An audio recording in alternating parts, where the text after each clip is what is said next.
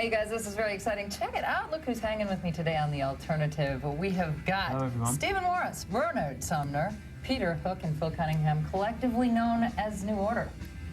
During their long and successful career, they've helped reshape the way people look at music, and they're about to do so again with Waiting for the Siren's Call, which arrives in stores in the near future. Now, Waiting for the Siren's Call is an obvious reference to a classic piece of literature, and if you out there are anything like me, you didn't pay attention at all in high school literature class, but it's Homer's Odyssey, right? Yeah, that's right, yeah. Can you tell us the story and tell us how it pertains to New Order? I've never read the story. You haven't? Oh, come on. I'm just trying to make myself look more intelligent than I actually am. Well, Homer's Odyssey. Homer's Odyssey? Homer's Odyssey, yes. Good book, bit long, didn't like the ending. Aww. Was it sad? But the Siren Song is like a... The Siren Song, I know, I didn't read the book, but I know what it's about. The sirens were kind of evil women who lured sailors onto the rocks. And it's not misogynistic or anything, the song. The song really, the album title came from the song title, and the song title came from one of the lyrics in the song. I'm not going to tell you what the song's about. Okay, so you got to get the record and listen to the title cut and find out. Well, I think it's good if people interpret the songs in their own way. You know, even me, who wrote the words to it, I can interpret in two different ways, you know, which are. I think it's good for people to interpret the lyrics in their own way, really. But it's a bit embarrassing as well to tell you what it's about. Really? Oh, come on, now you're really interested. Peter, maybe you'd like to tell us. I don't know, he won't tell me anything. Okay, well, since he wrote it, I guess we're going to have to get it from him. It's just, you know... About life. About life, yeah. Pursuit of happiness. Maybe you'd like to sing a few. It's about life, love, and the pursuit of happiness. Okay, okay. Well, we'll get the record and we'll listen to the title. Yeah, we thought it was a good title, so... It is a good title. It's a great title. Yeah. And the album is full of great songs. And what about this collection of songs made you want to include these on the album? What made you excited about this group of songs? Well, we wrote a very lot of material. We've wrote the album in a couple of different ways. One is we all sat in a room, sat with our guitars and scratched our heads for a long time and jammed and did it the traditional way. And then with some of the other songs, we switched the computer on and we switched the synthesizers on and did it in a high-tech way. And the album kind of reflects, we hope, has got a balance between those two different ways of writing, because both ways are great. You get two different distinct styles, you know, from each way of writing. So we actually wrote a lot more songs than we needed on the album. We just went through a very creative period, really. I mean, we're very, very proud of this album. And it represents two ways of writing. One way is that we all sit together in a room, scratching our heads with our guitars and jamming together, doing it the old-fashioned way, although Steve can't play guitar. Can't scratch my head either, man. Hooky's only got 4 strings on his particular guitar. Me and Phil are the real musicians. So we still sit down in a room together and we do it the old-fashioned ways. We just knock a load of rubbish out until something good happens. And the other way of doing it is we switch on the computer and switch all the high-tech gear on and use samplers and do it that way. And we find that both ways of doing it has given us two distinct styles of music on this album, and that's how we put the tracks together. We put it to reflect those two different styles. So would you say some of the songs on the album are more techno and some are more guitar-driven? Yeah, they are. This album compared to the last one, the last album's called Get Ready, and that was it's a good album. Right. It's primarily a guitar-driven album. But when we took that on the road, and obviously we didn't just play the tracks off that album, we played a lot of songs from our history, going back from Joy Division days to Technique to even a couple of Republic. And when we hit the dance tunes, people started dancing, and we tend to play them at the end of the set. And it's just great to watch people dancing in the audience when you're playing live. So we just thought that that was an important part of New Order that we shouldn't ignore on this album. So we have done, like, I think 3 dance tunes on this album. Okay. Well, cool. Well, we're going to talk more about the new album and the history of New Order when we come back with New Order on The Alternative.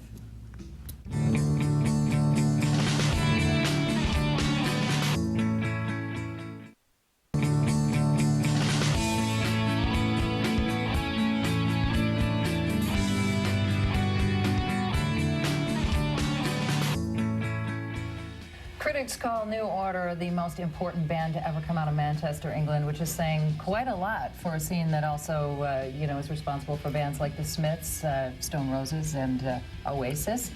And I'm so lucky. The guys from New Order are hanging with me today here on The Alternative. We're here to talk about many things, including their great new album, which arrives in stores in just a couple of weeks. It's called Waiting for the Siren's Call, and now how's this for a compliment? Some critics are referring to it as the band's next greatest hits album. You know, the Manchester music scene is a term that we throw around a lot here at Vh1 Classic, and you guys were like responsible for the Manchester music scene. I mean, right from the beginning, with Joy Division and whatnot. Can you talk a little bit about that? What was it about the scene and the people that were there at the time that made it such a special sound and produced so many talented artists? I mean, the thing about Manchester, though, is that it didn't stop then. It's still very prolific with groups now. I mean, you've got a lot of groups. Dubs.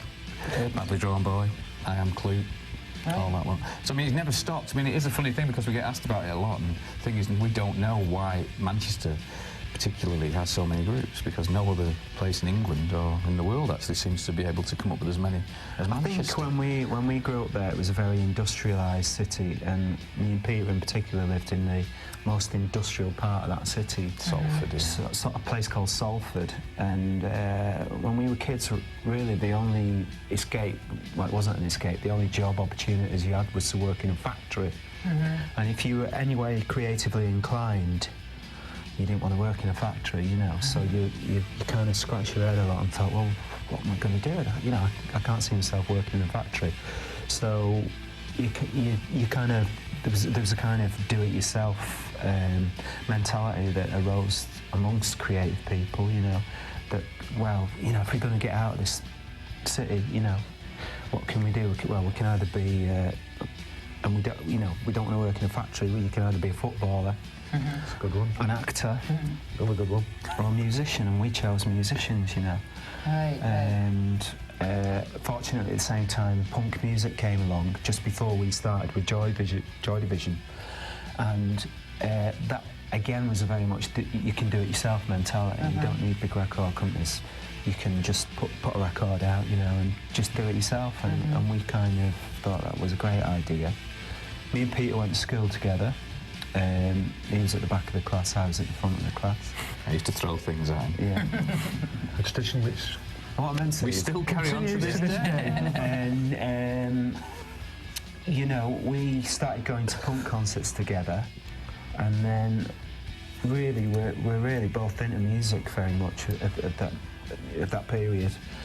And he bought a bass and I bought a guitar, and we plugged it into a record player. I think that's all we had at the time.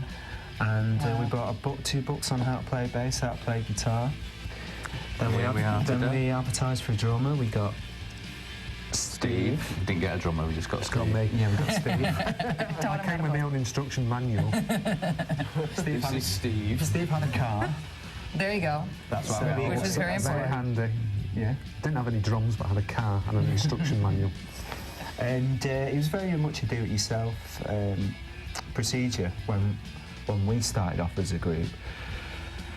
But it's true, there's a lot of groups, like you say, there's the Stone Roses, the Happy Mondays, the Right. Smiths, and all the Oasis. And it was all documented in 24-hour Party I don't know, People. I guess that there's a culture of music.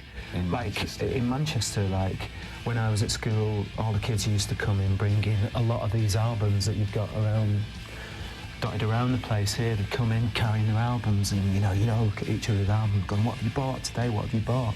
I remember one class we had a really hip dude of a teacher who said, "Look, I teach geography. If you're not interested, there's another classroom in there, and there's a record player. Go and bring your records, and you can go and play your records in there." So that's what we Did did. the whole you class know. go in the other room? I'm sat there on his Yeah, and own. then he came in with Came in us. the room. Oh, really? And he was a really cool guy, because he used to bring his own record collection in and say, "Have you heard this? You know, have you heard this?" Is he still teaching? I doubt it very much. And it was quite an interesting thing, because we went to Salford Grammar School, and we were doing a cover for a New Musical Express. So Bernard and I thought it'd be a good idea to go back to school to have our picture took there, you know. So we went back to school, and we went to the office and said to the secretary, we're in a group, you know, we'd come back to our pictures took, you know. I've been in the old school, and she said, well, I'll just hang on, I'll ask the headmaster. So she went in, and the headmaster came out, he went, you two, you pair of... He said, get out, and threw us out. Really? Because he remembered you from your youth? Yeah. Oh, that's funny. It was, so we had to make do with the sign down the road. He wouldn't let us in the school. That's great. That's great. Oh my gosh. Well, cool. Well, we're going to continue to hang here on The Alternative with the guys from New Order, so stay with us, all right?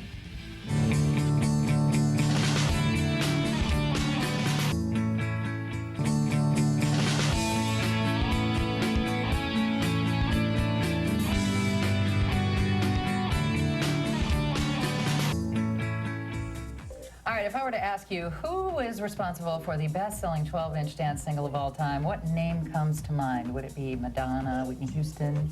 No, it would be these guys sitting next to me. I'm here with New Order today on The Alternative. New Order are back with another new album called Waiting for the Siren's Call, which features the band working with a who's who of producers, including Stephen Street, John Leckie, and Stuart Price. Now, I mentioned that 12-inch single for a reason, because dance music is something we don't often get to cover as much as I would like to here on Vh1 Classic. And you guys certainly are responsible for reestablishing dance music, aside from the craze that was going on at the time, which was disco. And I want to thank you for that personally. What was it that influenced you in the direction of dance music at the time? Well, New York, actually, funny enough, right Really? where we are now. After Ian's death in Joy Division, after Ian Curtis killed himself, and we didn't know what to do with ourselves, we came over to New York, and a girl called Ruth Polsky, she was kind of queen of the clubs in New York, and she was going to promote the first Joy Division tour in America. And she said, well, come over anyway, and, you know, I'll show you the clubs, and you can play a few small dates as New Order, as your new band. So we came over, and we had a great time going to the clubs in New York. And the clubs over here were different than they were, because we were still on a disco tip back in the UK, and everything was silver mirror balls, you know, and, you know, the whole platform heels, Cupid ties. You're not coming in dressed like that. Yeah. Can't come in dressed like that. Oh. And we came to New York, and it was more, the clubs were more like warehouse sort of parties, you know, and we enjoyed the many delights of New York. You know, she turned us on to a lot of the New York nightlife and its various pleasures. You know, like drinking beer, talking to chicks. There you go. Girls, the drinking of the beer, they're talking to the chicks, and I'm sure a few other things. The staggering home. Well, she got us into trouble, let's put it that way. But during the process, we heard some really great music. You know, we got turned on to dance music really by coming to New York. Also, in London, we used to work in the studio in London a lot, and we had a friend who ran clubs in London, and he used to invite us out to clubs, and we get free drinks and all the rest, you know. And so we just started moving in club environments, and that kind of turned us on to dance music. So it kind of came naturally to you then, is what you're saying? Yeah, and we were a bit of techno heads as well, because we used synthesizers in Joy Division, and our producer Martin Hannett was very technologically orientated, so we knew quite a bit about electronic instruments and sequencers and how to make them talk to each other. And then we came out hearing club music, and we'd hear people playing stuff with bass guitars and real drums and trying to get it really tight, and we thought, well, we could do with that with the electronic instrument that we've been using for years, with the electronic instruments that we've been using for years. So if we just get this one to talk to that one. So we got like a scientist guy in from England who was a friend of our producers, and he showed me how to make some circuitry that would make drum machines talk to a computer, to talk to a synthesizer and another synthesizer, and then we built it all together and eventually got it working, and we went in the studio and started making this new music. Now, is that where Blue Monday came from? I heard Blue Monday was like an accident. Is that... No. It doesn't sound like that's true from what you're saying. No, it was a very long-winded accident, if it was. No, it's interesting. No, it's one of the... Well, there was an accident involved in it, that's why you might, because Steve erased it. We wrote it once. No, that wasn't an accident. Well, let's talk about it. It wasn't an accident. Well, let's talk about it. It was a fault. It was a fault that you all fell round the lead and pulled it out. Let's hear your side, Stephen. What? His technology was in its infancy. We were all in our... He erased the whole song. didn't We wrote erase it it. once and he erased it. I didn't erase it. Yes, No, you did. I didn't. Did. No. Did. I beg to differ. Oh my. Did to infinity. Okay. Go on then. Right, go on anyway. It got erased. That's all I'm prepared to say. It's funnily enough, it erased just after your foot pulled the mains lead No, out, that was didn't it? another time. Oh, was it? That wasn't Blue Monday. That was another Boys, time. boys, boys. You forgot to press the save button. I pressed the save button. You didn't press the save. I did press the save. Did. But you redid it. Oh yeah, of course. We I did. We wrote it down on a piece of paper. Thanks for getting us out. Okay. Yeah. But you know, it's Thinking always the ahead. same with the one you lose is never as good. It was never as We good. always felt It was never it was as good. better. It was better. The one we did second was better. Drums were funkier on the first one. No, they weren't. Oh my. Maybe your memory's I have a funky, feeling but this could go on for a while. So Anyway, That's it, we're splitting up again, that's it. Anyway, basically, Blue Monday, we wrote it. We came over to the States, and in England, we only used to play for like half an hour and then go off stage. We came to the States, played for half an hour, went off stage, riot. What they did, no encore, should be playing for it. No one mentioned encores. Right. So we were like, oh, right, okay, right, it wants to play encores. That's so predictable, but we'll do it anyway. Right. We're pumped To avoid, Yeah, no encore. to avoid the riots. I thought, I know what we'll do. With this new equipment we got, we'll write a song that's automated, and then we don't have to go on the encore. We can just walk on, press a button, and the song will play itself. and the drum it'll beats keep be- going and the people keep dancing. Yeah. That was the idea. Yeah, that was And the then idea. we'd be able to join them in the Well, dance. accidentally- Yeah, and right. Drinking. Accidentally, they sung over it and played over it. Yeah. So defeating the object of the self-performing song. Well, it worked because it wound up being the best-selling 12-inch single of all time. So Allegedly. somebody did something right there among all the madness. Yeah. All right, we'll be back to talk more with New Order on the alternative. I'll be back with these guys. Stay with us. Check you later.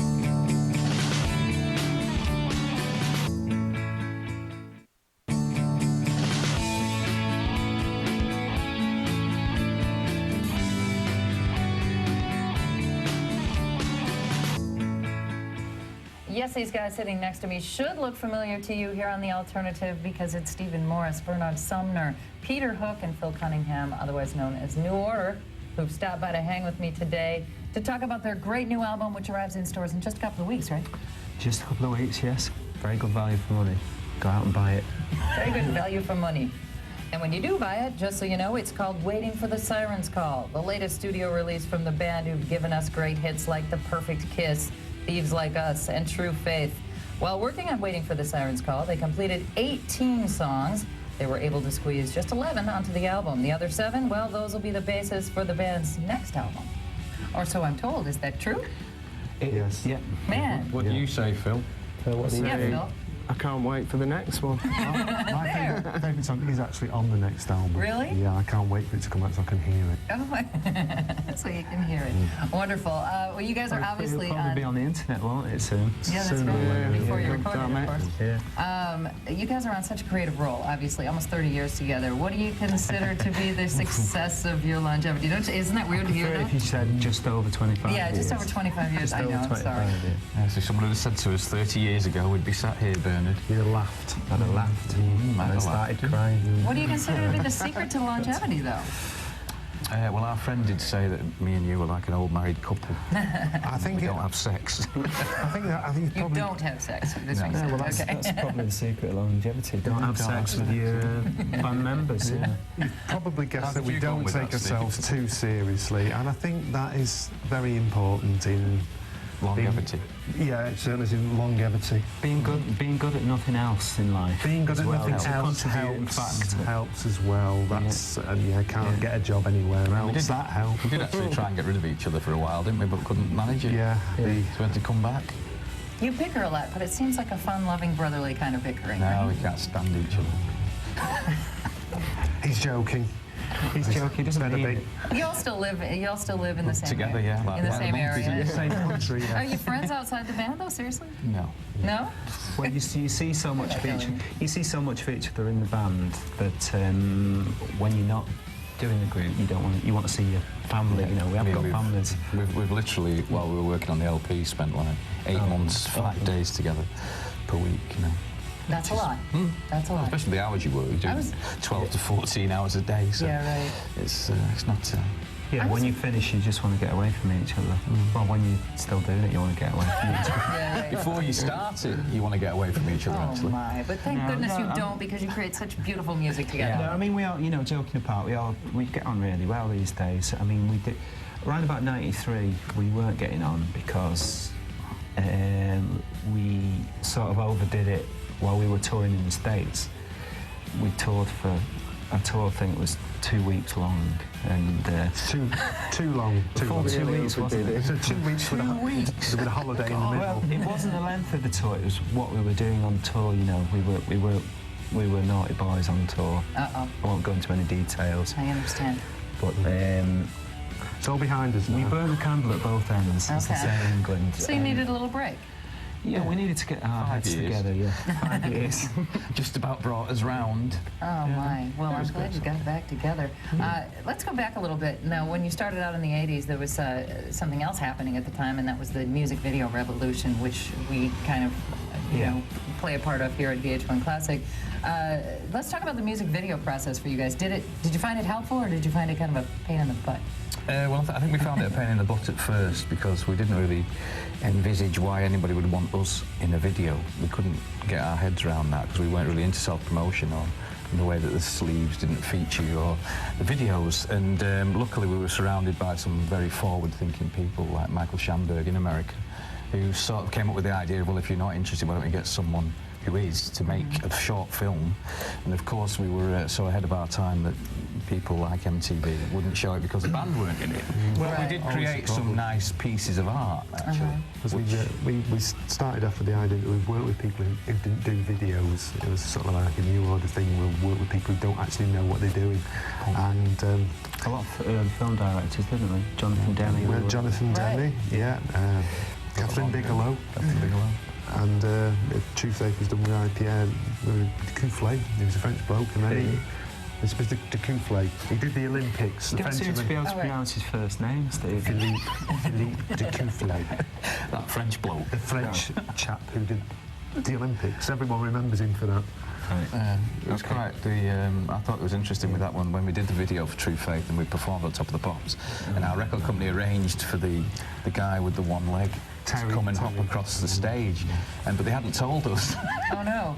So we got to shoot playing True Faith, and One-legged man. it was a very magical moment. They hadn't told us. No. So you just kept playing, you didn't stop or anything? No. So get out the video. Oh my God! So would you consider that to be your favorite video, or what do you think? I think it's our most successful. I preferred Touched by the Hand of God, where we dressed up as heavy metalers. Yeah, that was funny as well. When we toured in America after doing Touched by the Hand of God, where we were dressed up as heavy metal, people were coming and asking for the money back because they thought we were a heavy metal band. Oh my gosh! Did we give them the money back? No. Of course we didn't. No. We said they'd be on in a bit. Heavy metal band's on next. Oh my! All right, will you guys continue to hang with me for a while? Yeah. All right, we'll be back with more of New Order on the Alternative. Stay with us.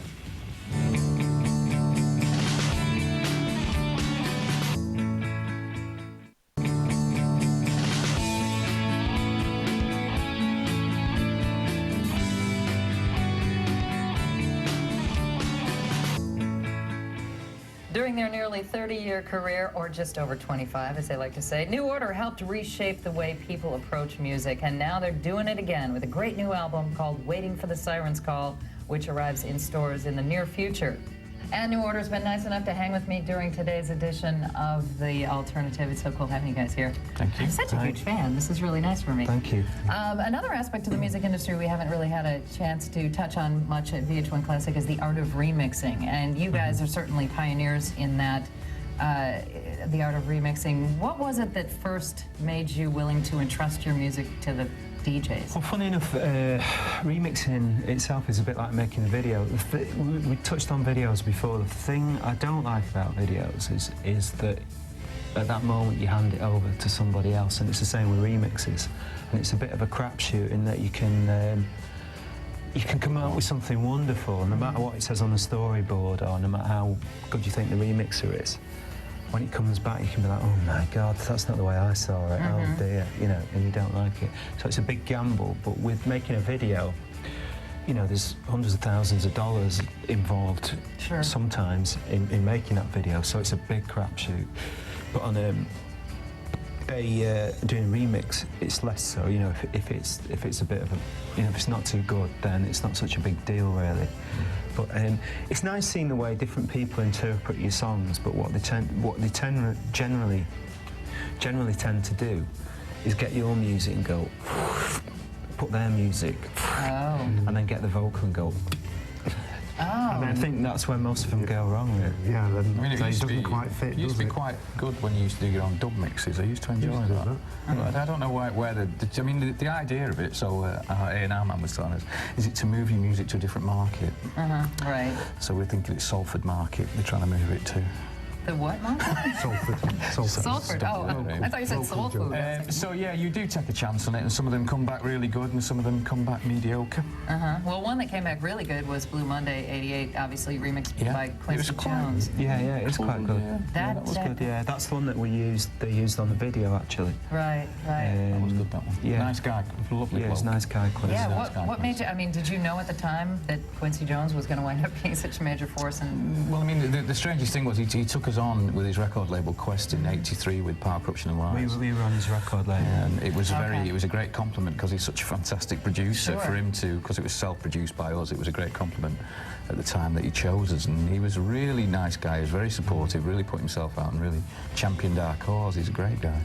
Really impressed. He also listened to mixes down the telephone. Yeah, that was his. We'd ring up the studio and get them to play it down the phone. If it sounded good down the phone, then it sounded good anyway. He mixed the whole thing over the phone. That's very trustworthy. It's true. Interesting. We paid him for that. Yeah. No, he did it for free, actually. Oh, he did? Yeah, right. I'll let you have Quincy. So talk about some of, who are some of the bands that influenced you? And after we talk about that, how about some of the bands you've influenced? I understand, I mean, a lot of people credit you with being a major influence in their career. But first, let's talk about who influenced you. When we first started out, we used to bring our records to rehearsals and try and copy them. Not very well. There was Iggy Pop, Lust for Life, and The Idiot, David Bowie Low, Kraftwerk, Trans Europe Express, Velvet Underground, Lou Reed, Transformer. Love Forever Changes, you know. To my mind, the biggest influence. Ian Curtis worked in a record shop, so that was quite helpful. Oh, yeah, Sorry. That's right, man. No, I mean the biggest. When we saw the Sex Pistols, it wasn't really about. When we saw them, we didn't get the music side of it. We just saw something. That was the step. Seeing the Sex Pistols. Something new. But the music, then we got the music afterwards. I don't think their music influenced. Not at all. No, it was awful. Wow. Well, it sounded awful. No. It sounded awful, but later we found out it was the sound that was awful. The band were actually concert? It was quite weird. But then it was Ian in particular, Ian Curtis, God rest his soul, that introduced us to. I mean, when people were saying we sounded like the Doors, Bernard and I had never heard the Doors, and he brought his Doors records, and we thought, oh my God, we do. That's true, yeah, totally. Wow. At the time, yeah. Wow. So, but we'd never heard it, and you know, Ian had never bothered to mention it. He was just enjoying it. I don't think we did sound like the Doors, though. People did say we did. I can see it a little bit. I think that's because maybe Ian's voice was like deep and. Yeah. I mean, but he was a big fan of the Doors, you know. Right. But I'd never heard him. But now there are bands out there today, well, artists like Bjork and Moby and Block Party, right? Block Party. Yeah, Killers. Right, we've been sort of quoted as being an influence for nearly all of them, it seems. How does that feel?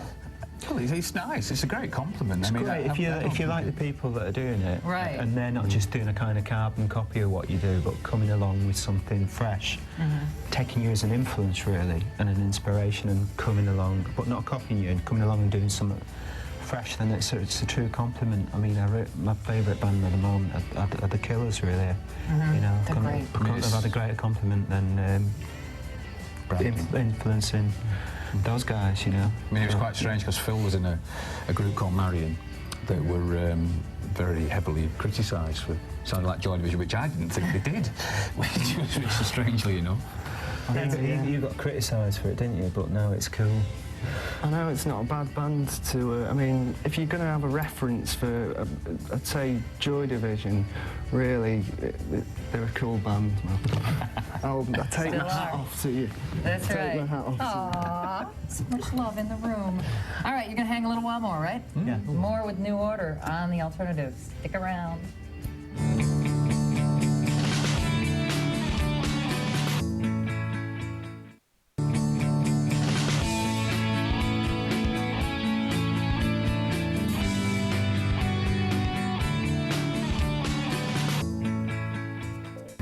Well, I have been having such a great time here today, hanging with Stephen Morris, Bernard Sumner, Peter Hook, and Phil Cunningham, otherwise known as New Order, here on The Alternative. Their latest album, it is called Waiting for the Siren's Call, and it arrives in stores in just a couple of weeks. Some critics have declared it, could there be a bigger compliment than this, New Order's next greatest hits album. Okay, well, unfortunately, we have to wrap things up here in a minute, but first, before we do, I want to talk about a couple of things. First of all, you guys are going to tour in the near future, right? Yes, we are. Looking forward to that? I think, are we?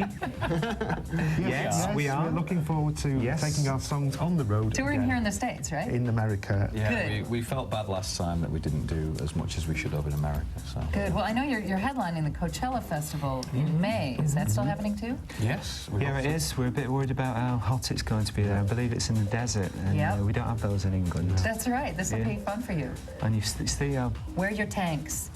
Your tank tops. You know tank tops. We don't have them in England. No, not for a while. Steve's got a tank. Steve's going to say he's going to strip down to his string underpants. Oh, no. Are you a thong?